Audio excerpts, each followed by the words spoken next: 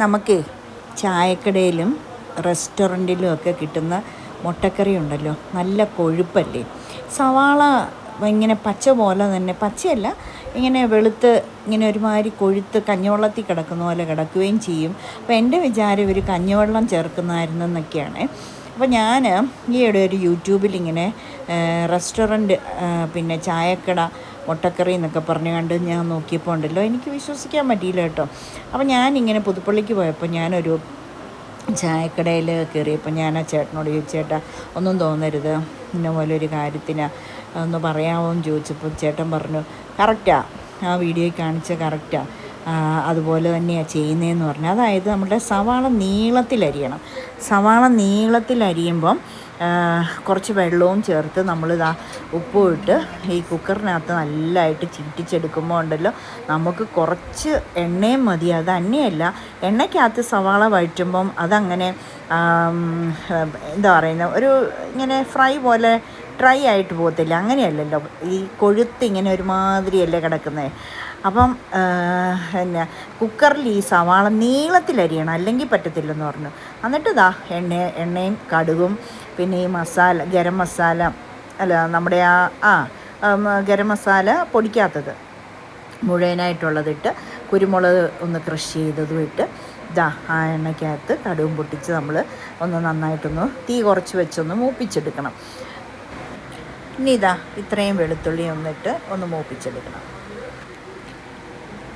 ഇനി നമുക്ക് ഇഞ്ചി അരിഞ്ഞോ ചതച്ചോ, അത് വെളുത്തുള്ളി ആണെങ്കിലും അരിഞ്ഞോ ചതച്ചോ അവരവരുടെ ഇഷ്ടത്തിന്. പച്ചമുളക് 4 പിന്നെ നമുക്ക് നമ്മുടെ കയ്യിൽ ഉണ്ടെങ്കിൽ ഒരു ചിക്കൻ്റെയോ ബീഫിൻ്റെയോ ഒരു ഈ ടേസ്റ്റ് മേക്കറില്ലേ, അതൊരു ക്യൂബ്.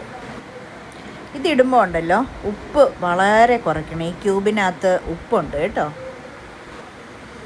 ഇനി ഇതാ ഒരു 2 മുഴുത്ത തക്കാളി അരിഞ്ഞിട്ടിട്ടുണ്ട്, അതൊന്ന് വഴറ്റിയെടുക്കാം.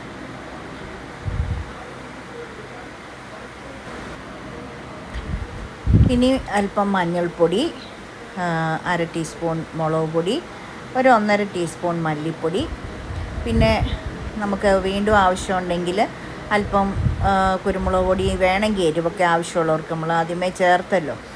പിന്നെ അല്ലെങ്കിൽ ഗരം മസാല ഇട്ടിട്ടുണ്ടെങ്കിലും വേണമെങ്കിൽ ഇച്ചിരി കൂടെ വേണമെങ്കിൽ അതും ചേർക്കാം. ഇനി നന്നായിട്ട് ഇളക്കി നല്ല വഴണ്ട് വരുമ്പം കുക്കറി വെന്ത സവാള ഉണ്ടോ, നല്ലതായിട്ട് വെന്ത സവാള അതിലോട്ടിട്ട് നന്നായിട്ടൊന്ന് മിക്സ് ചെയ്തെടുക്കുക.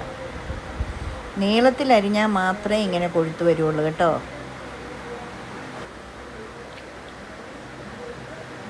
ഇളക്കി കൊടുക്കുക. ഇനി അതിന് ശേഷം മുട്ട പെറുക്കിയിടാം കേട്ടോ.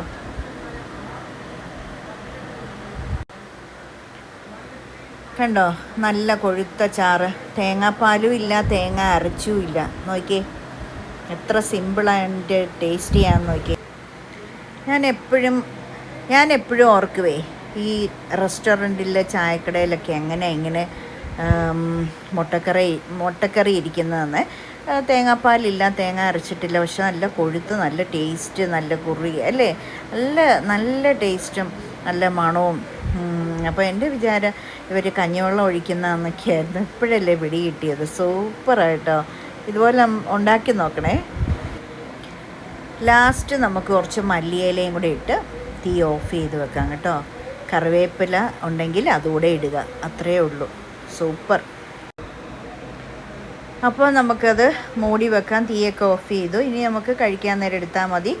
അപ്പോൾ എല്ലാവരും ഉണ്ടാക്കി നോക്കണം, ലൈക്ക് ചെയ്യുകയും ഷെയർ ചെയ്യുകയൊക്കെ ചെയ്യണം കേട്ടോ.